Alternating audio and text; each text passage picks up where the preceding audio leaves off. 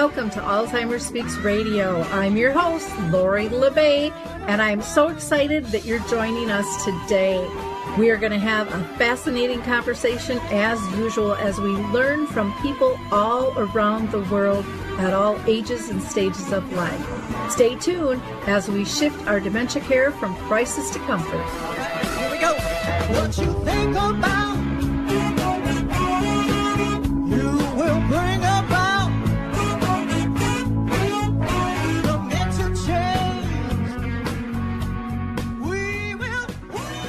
Hi, everyone. Welcome to Alzheimer Speaks Radio. I am Lori LeBay, and I'm thrilled that you're with us today. If you liked our opening song, it's called Clarion Call by the Mark Arneson Band, and I encourage you to go ahead and download that on any of your favorite music platforms.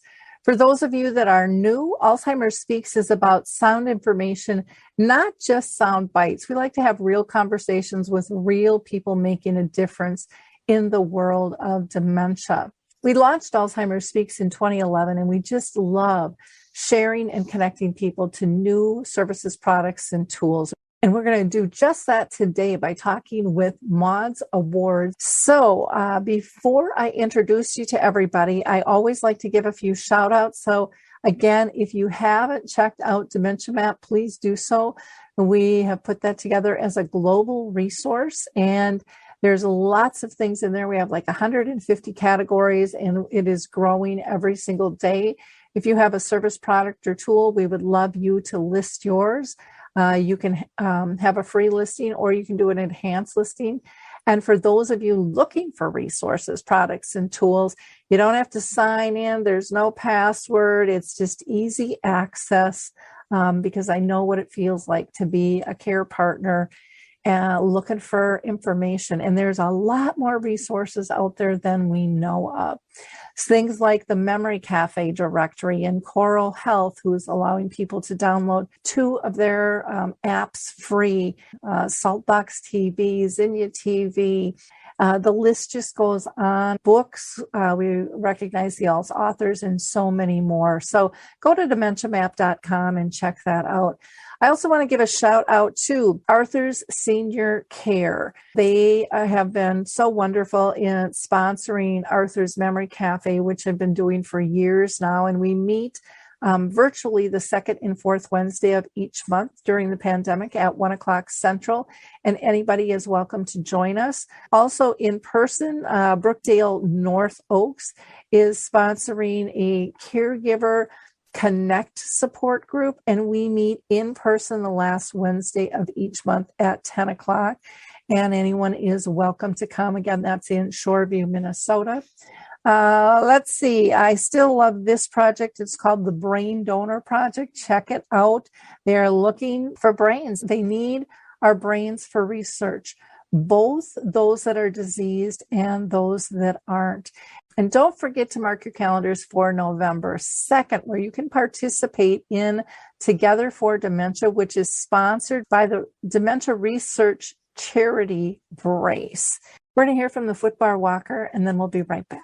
Introducing the life-changing Footbar Walker. I'm Peggy from Danville, Kentucky, and I'm 91 years old. The Footbar Walker revolutionized my care of George. It absolutely benefits the patient and the caregiver both, and that's the beauty of it. It's so easy to use. It folds up just like a dream. I got it in and out of the car without any effort at all. The saving that I made from having to put him in a nursing home came to about $192,000. Does someone you love use a walker? Do they struggle to get up from a seated position? Are you a caregiver dealing with physical pain and stress as you help your patient? The Footbar Walker was designed to assist not only the patient, but also the caregiver. Patients have more control standing up, and no lifting from the caregiver is required. See how it works at thefootbarwalker.com. That's thefootbarwalker.com. Peggy, would you recommend the Footbar Walker? Do I ever? I would not be in the health that I'm in today at this age had it not been for the Footbar Walker. Okay, we're back, and it's time to introduce our guests. Again, today our topic is going to be covering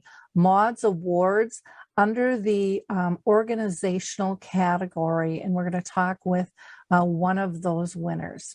Well, as I said earlier, I'm so excited to introduce you to these ladies today. This is a really exciting time. So first, I'm going to introduce you to Marilyn Raichle. She is the executive director of Maude's Awards. And for those of you that haven't heard about that, we're going to talk about that. This is an exciting time because we're going to be talking about the winners and how they've gone through that process and how important that is. Marilyn was also a care partner for her parents.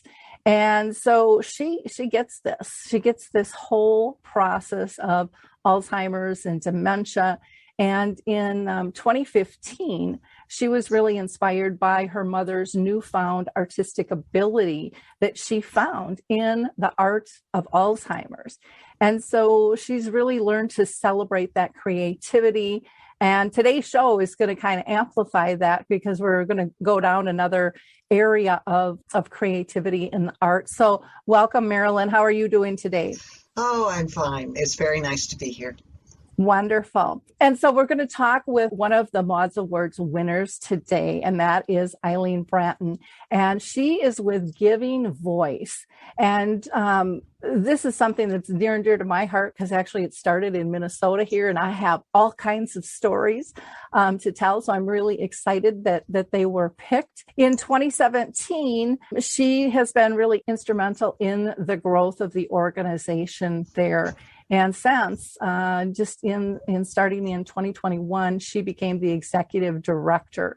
And so she's really been working on creating this unique and innovative opportunity and to expand their mission worldwide and, give local choruses this opportunity to pull together with people with dementia and their care partners. So again, Eyleen, welcome. I can't wait to help you share your story because it's fascinating. Thank you. I'm thrilled to be here, first and foremost as a recipient of the Maude's Award, which is just an incredible honor. And then also just to get a chance to talk with both of you and share the work of Giving Voice. Well, I always start out every show asking just for a little base in terms of, have you been touched by dementia in your own family or circle of friends? And so, Eyleen, I'm going to go ahead and throw that to you first. And, have you experienced this within your own family or circle of friends? I have. I have a wonderful father who is a musician and has been his entire life. And so my life was touched by music, as early as I can remember. I remember falling asleep to, the sounds of a mandolin when I was a very small child. And my dad's been living with Parkinson's and Lewy body dementia for about 15 years. And when we got to the point where we needed to talk about, more care or, what were the next steps, my husband and I and my 3 kids decided that we would move him in with us. And I joined the sandwich generation. So the generation of people that are caregiving for smaller children as well as their parents. And there are so many wonderful things about being able to expose your family to, that multi-generational living, but it also comes with a lot of stress. Being a caregiver is hard.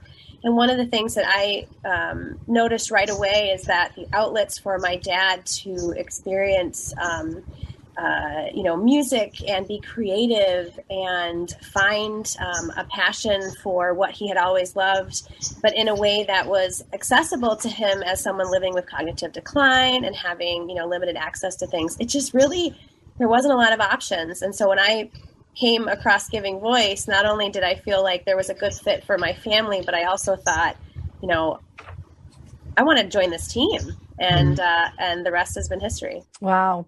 Well, that's a cool story. And I can appreciate the sandwich generation because I did some of that myself. And, dementia is a really weird package, but it does have beautiful gifts wrapped inside. You just have to look for them. So thank you. Thank you so much for sharing that. Marilyn, how about you? Why don't you give us a little snippet of your story?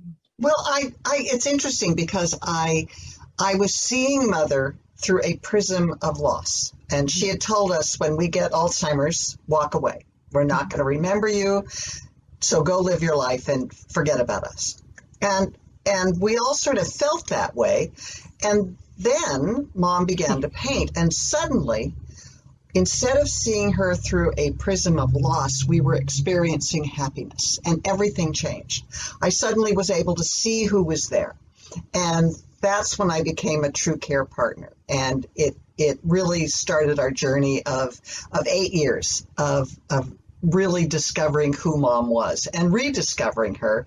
And it helped me and made me think that if I knew then what I know now, my journey with Dad would have been so much better. I could have helped him so much more. And he had Parkinson's and the beginning of Alzheimer's. So it's been this really long journey of discovery, and I am exceedingly lucky that I was able to take that with me. Well, I love that you use the word care partner too, because I think it really does, once you're able to find that joy, you shift from being a caregiver and task oriented to really be in that relationship and be a care partner or a care companion. And to me, that's like magic fairy dust.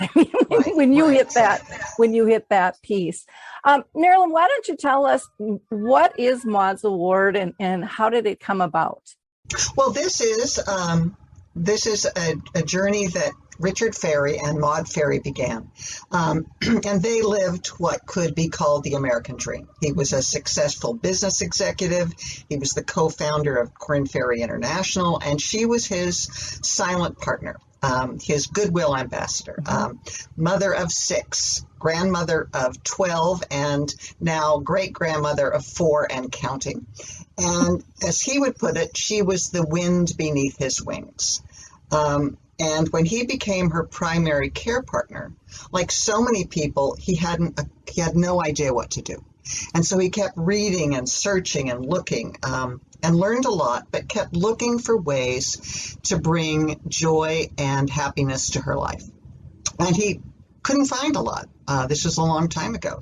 And so he decided he would start Maude's Awards. And this is giving monetary awards for achievements for innovations in Alzheimer's care. And this is 3 $25,000 awards to organizations and 5 $5,000 awards to individuals. And we're in our second year now. We've just about to announce all of the recipients. And I am so incredibly honored to be a part of this. It's really been a continuation of my journey. Well, the whole family is such a blessing in the organization to so many. And one of the things, that stood out to me in terms of you talking is here's a man and his family who've been very blessed, economically strong. And dementia doesn't care. They don't care who you are. You still get thrown to the back of the bus without a clue of how to handle anything.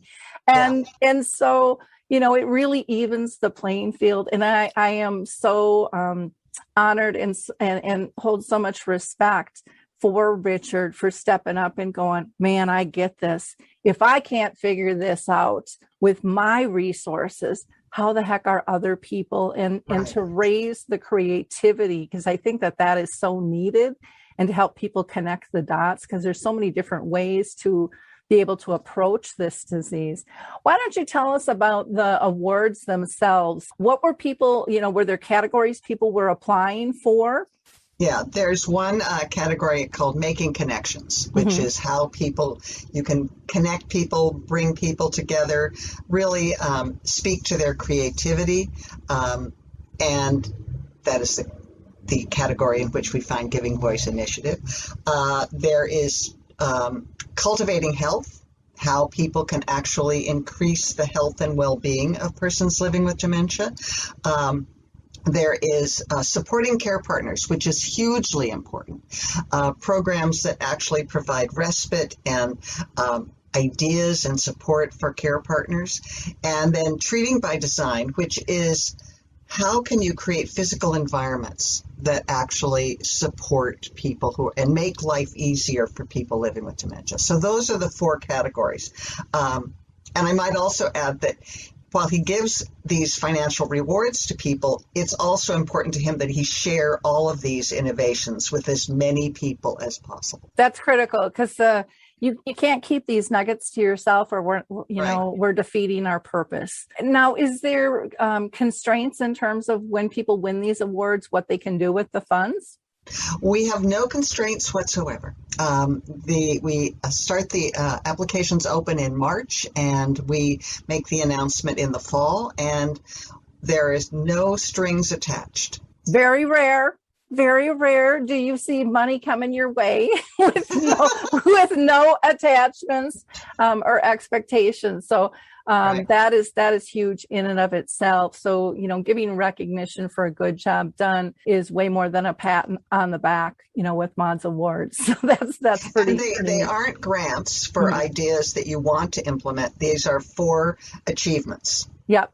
And that is something that we don't see all that often. I mean, usually it's the grant process and the criteria and, putting it all together. That's a big difference that I think people need to be aware of. Has Richard used any of the innovations that were submitted?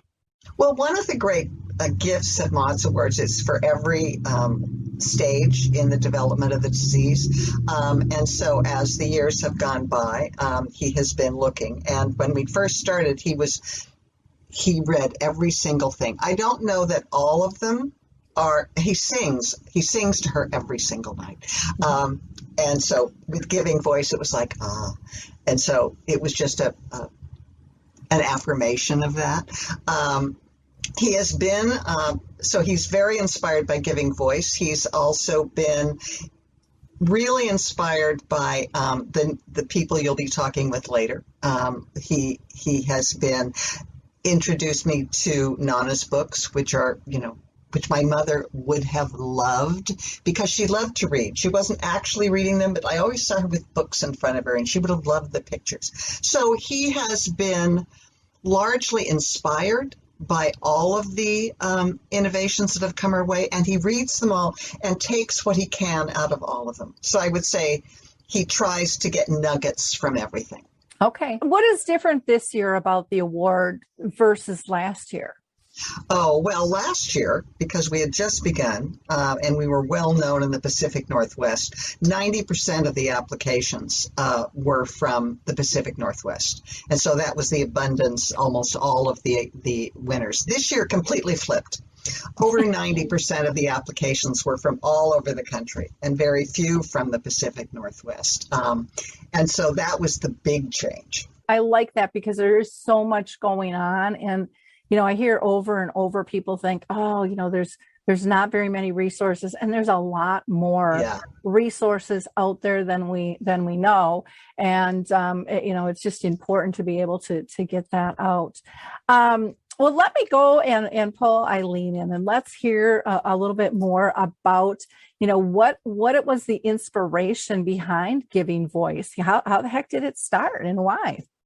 Yeah, well, so Giving Voice has two phenomenal co-founders, Mary Leonard and Marge Strushko, who were longtime friends and also women that were living with parents that were living with Alzheimer's, and that they knew that they wanted to do something to support this Alzheimer's journey.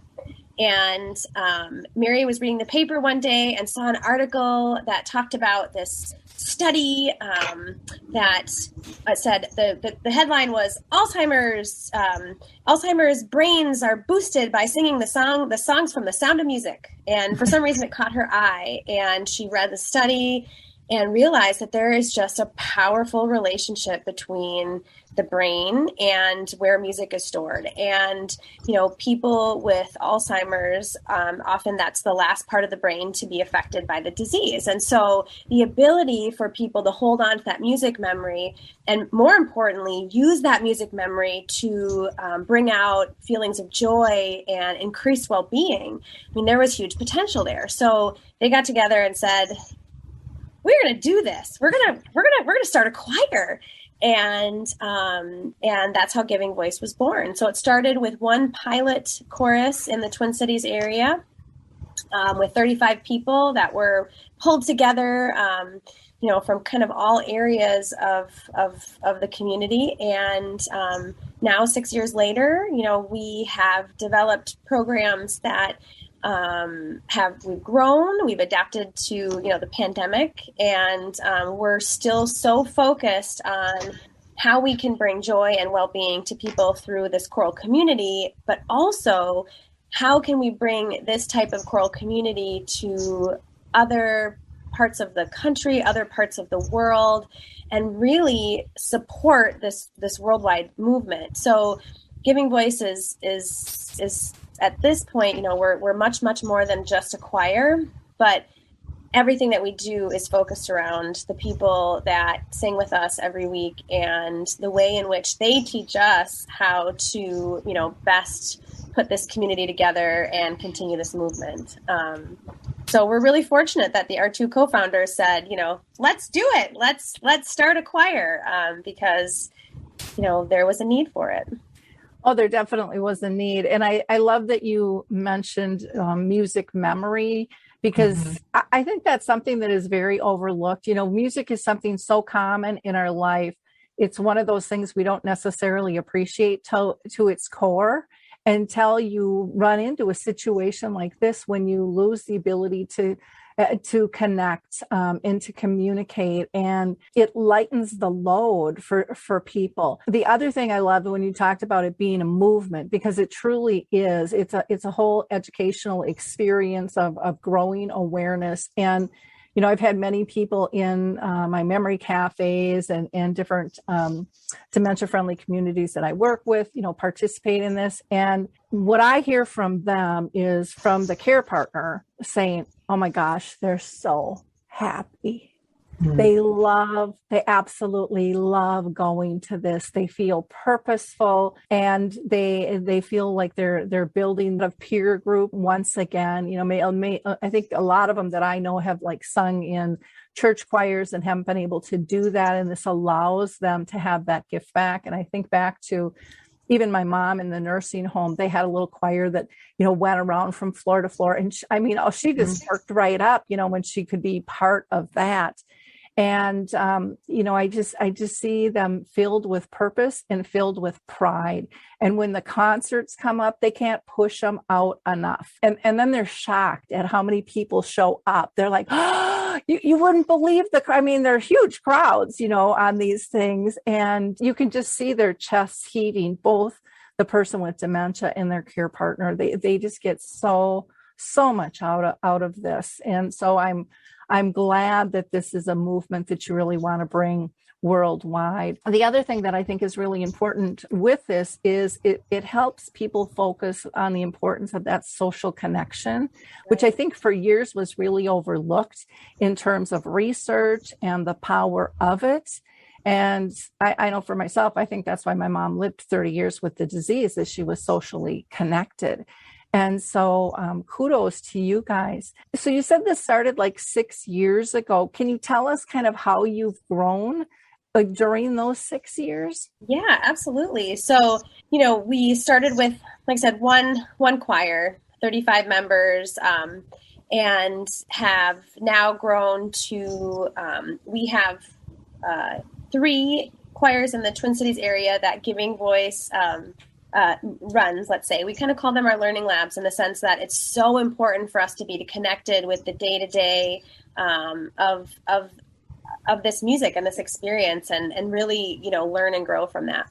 But we also have worked to grow other courses that we have really strong partnerships with in the Twin Cities area. So in addition to the 3 that are called Giving Voice, we've worked with other parts of the Twin Cities area to make sure that we have an understanding of what this type of experience can be in the Latinx community, as well as, looking at some of the historic Black churches in the community and saying, how can we bring this type of experience to these communities that's in an authentic way. So really forging partnerships and asking a lot of questions about how we can, meet to talk about how Alzheimer's is looked at in the community, and how we can grow a program that incorporates music and a sense of community to, change stigma around Alzheimer's and bring joy and well-being.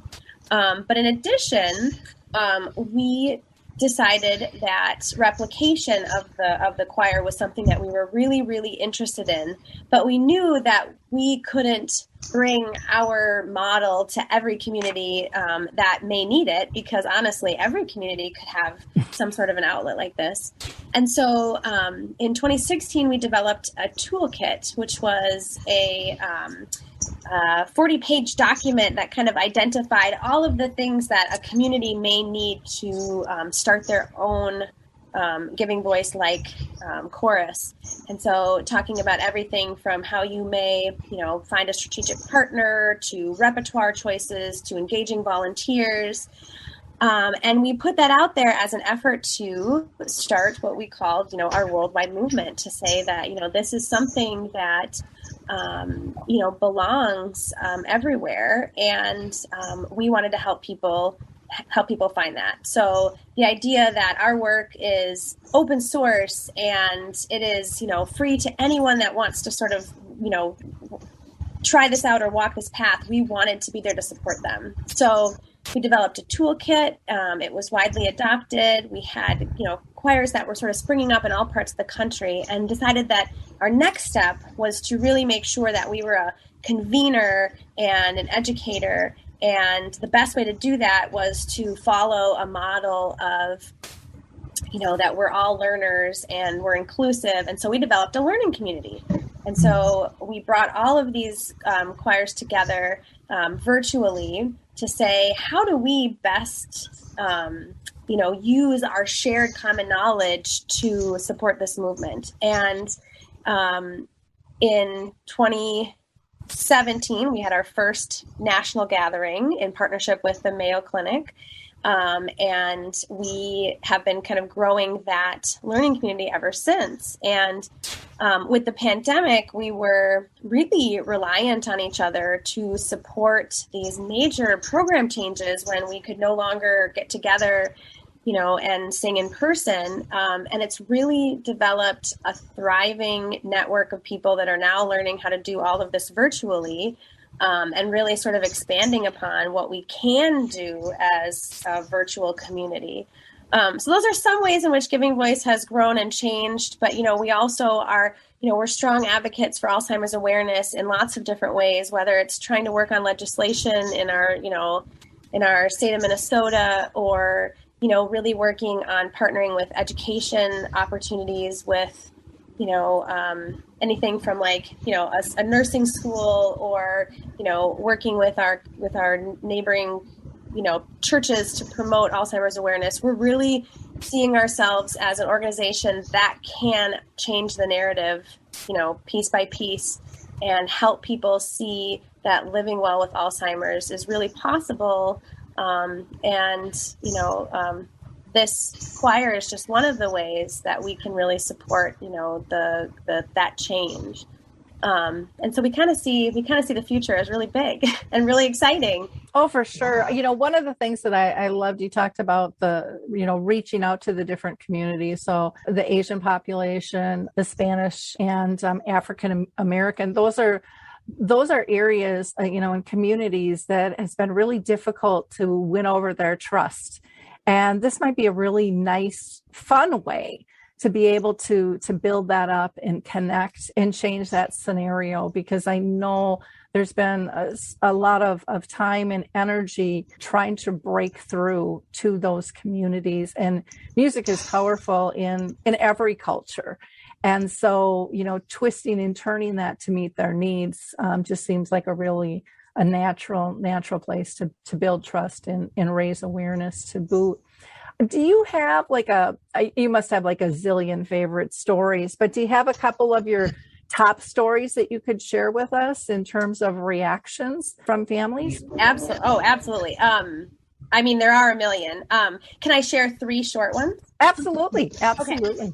So we're a family. So we get to know all of our singers. And one of the absolute, best parts of what we do is, recognizing everyone's humanness, so when we're up on the stage singing, you can't tell who has Alzheimer's and who doesn't, we're all singing.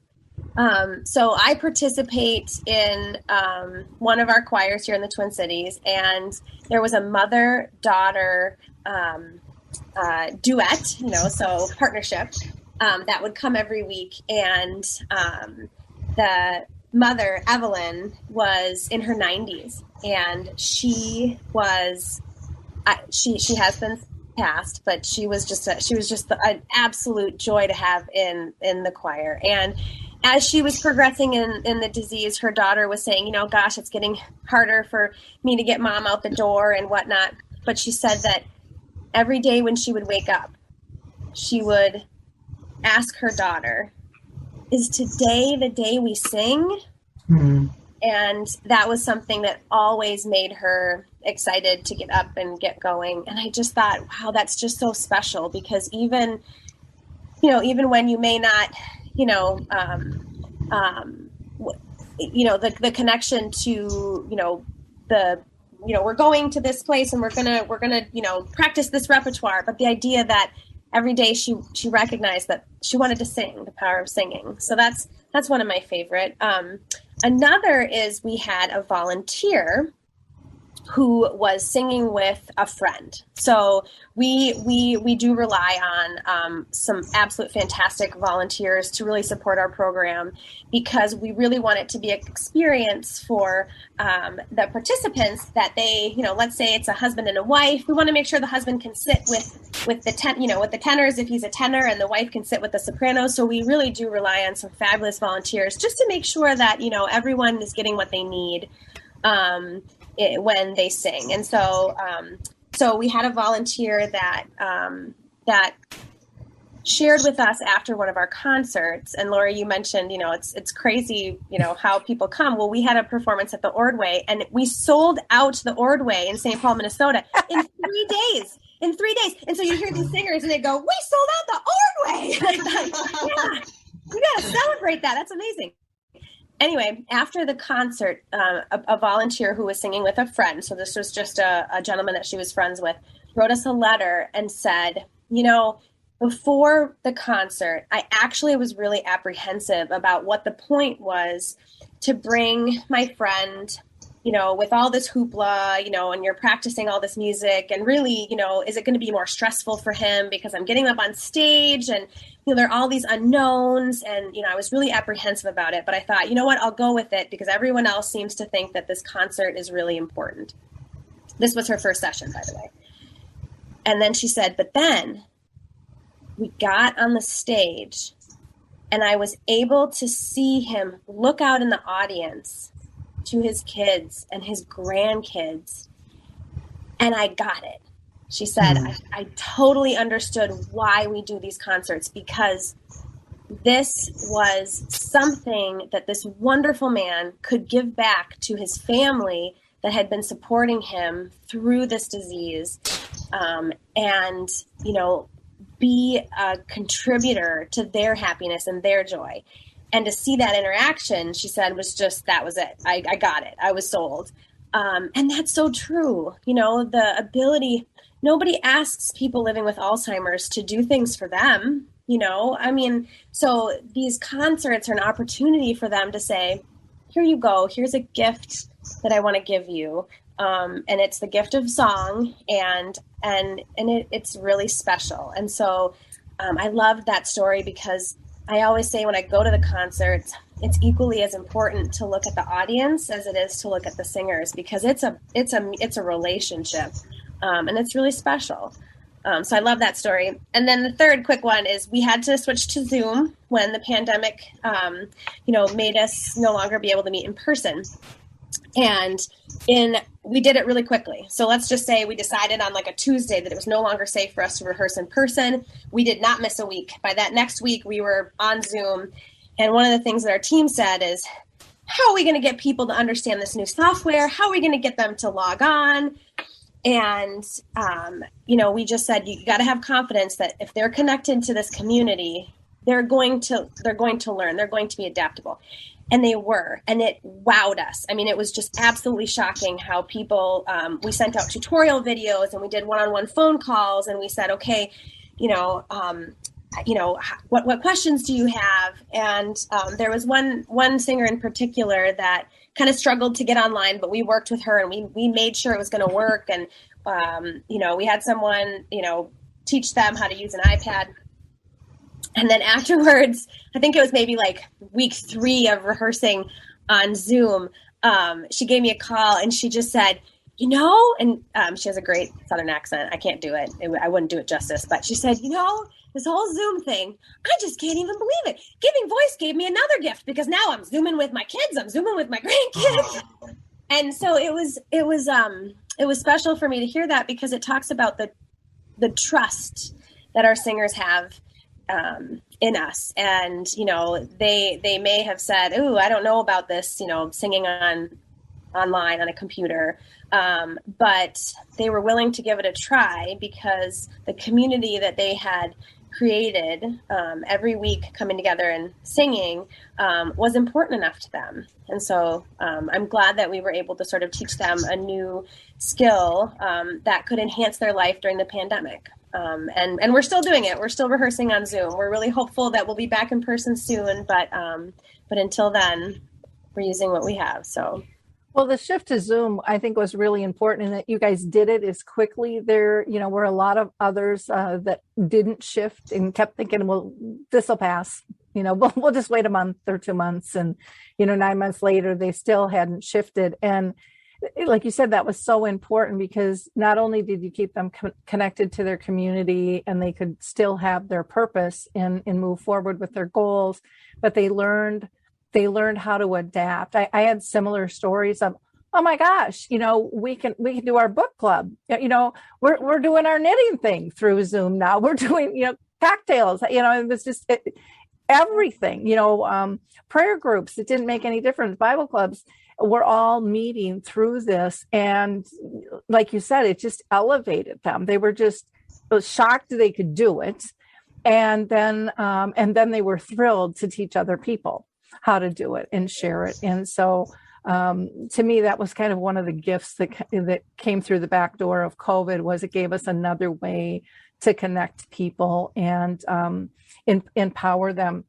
I loved your story about standing up on stage and seeing the family, because not only does it give them the gift of song, but it gives them the gift of their relationship and a positive, joyful memory that so many family and friends are fearful that they've lost or that they're going to lose, because we've been trained to look for the negative and the changes and things. And so to me, that is such a tremendous gift to be able to give people on all sides there. So kudos.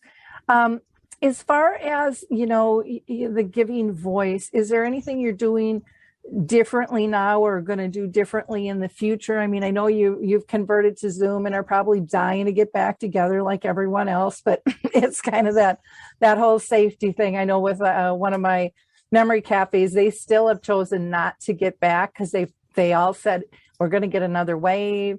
We don't want to go through that shutdown and feel like we're put back in the box. We'd rather stay in the box. We're comfortable here right now. So what are some of your plans and in terms of shifting? Because I know there are others out there that are doing things similar, but you guys seem to have really turned this into a movement.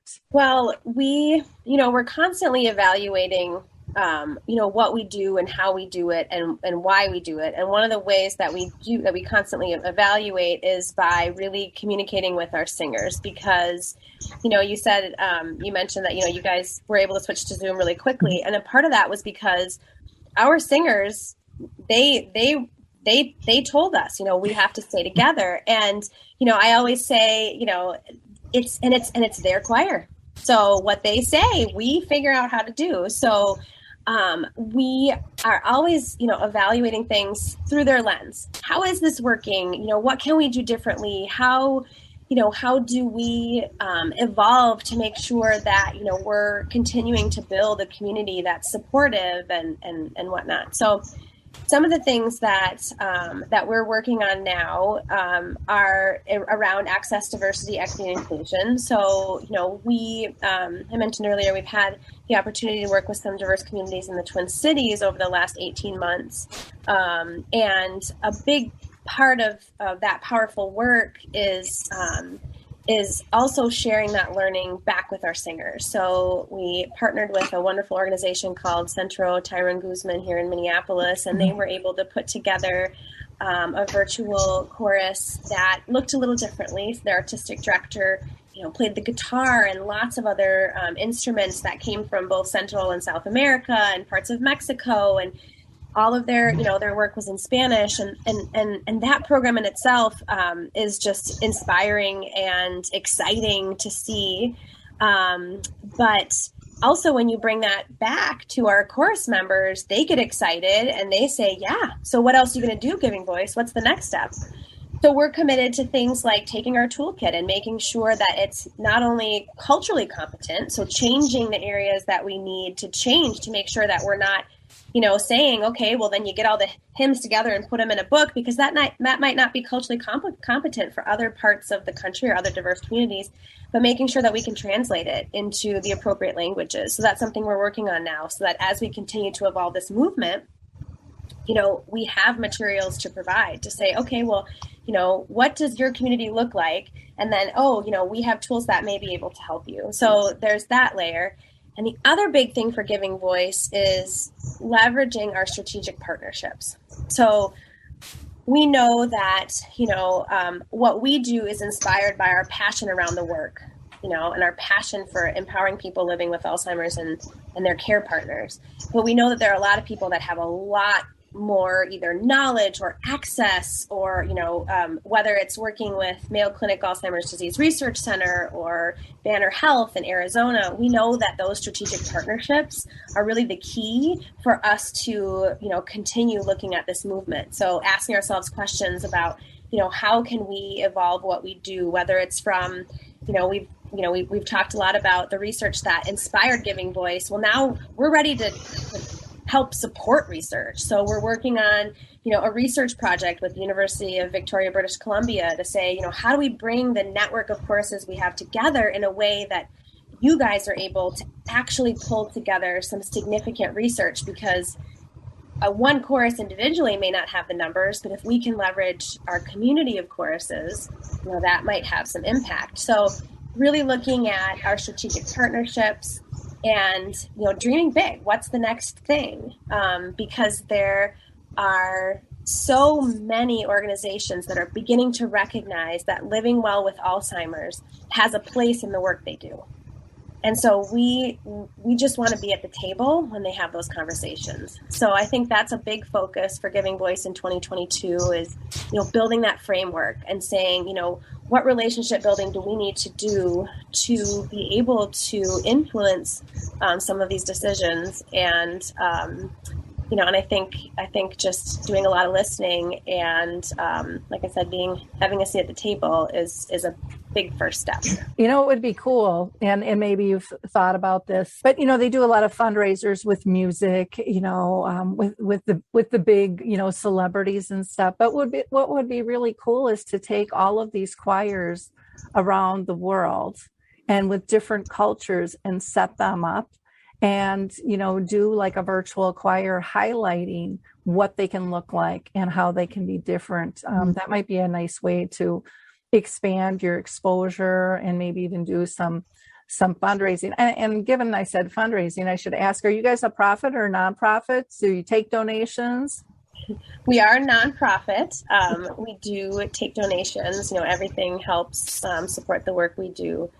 And we're also, if you're in not just the Twin Cities area, but really anywhere in the country, we're always looking for people that are inspired by the mission to help support us with their time or their talent. We have a lot of, like I said, wonderful volunteers here in the Twin Cities, but people that say, my church could have a choir like this, or, I'm really involved with this music program at my local university.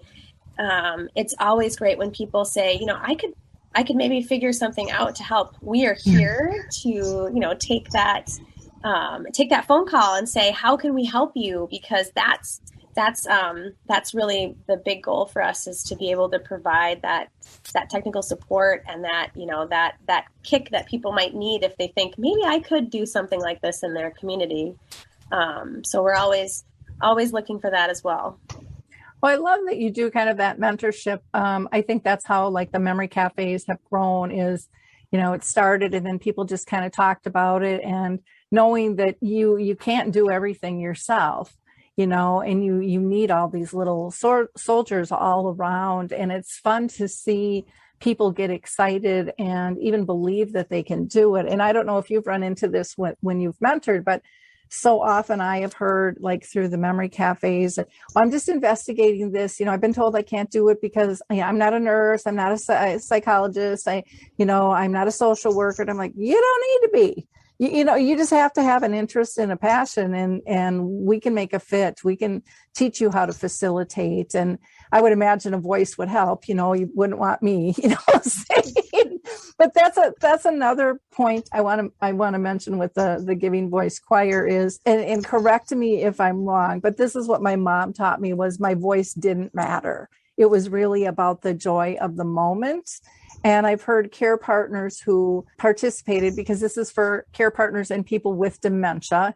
And they're like, I'm not the singer. He's the singer. She's the singer, and I want to support. But, and they're like, oh, they drown me out. I don't have to worry. I can still be me and do my thing and kind of not be overly conscious of people judging me in this, because the goal is really the joy. In terms of the community. Is that correct? I would 100% agree. The chorus sounds good when we perform, because everyone is there bringing their best. And we also have an extremely talented artistic director, Jeannie Brinley Barnett, who has a lot of experience with the older voice and, with choral programs for older adults. And she is sort of the spiritual guide and artistic director of our choir, and everybody loves her. And she has a saying, there is no wrong in this room, but that just, you come and you bring yourself at, at whatever place you're at. And, and the whole group is just accepting. And so yeah, we have some people that have been singing since, as long as they can remember, or have had professional, choral experience. And then we have some people who just sing in the shower, and it's the joy that comes across. So it's, they all sound wonderful when we sing together. So it's not just a giving voice, but it's giving joy from all aspects, and showing up kind of with that being the main goal. And I think that is so powerful. Now, I'm sure some listeners are wondering, is there a cost to this? How does this work? And so can you talk on that? Yeah. So we have, there's a small registration fee, and it sort of differs around the country in terms of what choir, you're looking at participating in. We partner with McPhail Center for Music, which is a wonderful music school in the Twin Cities area, and they handle kind of all the registration for us. But we have 3 sort of sessions. We have a fall, so that actually will start September 13th for us, and end around the holidays. And we have a spring session, which starts mid-January, and then we have a summer sort of much more relaxed, fun session. The fall and the spring session do culminate in our concert, which I did share is kind of an important part of what we do. And our summer session's a little more celebratory. But we feel that, this is a professional choral experience, in the sense that our artistic director is a trained musical director. She brings a lot of expertise. And so we find that there is just a great sense of commitment when we have it, as something that they register for and they sort of commit to. But it's a nominal registration fee.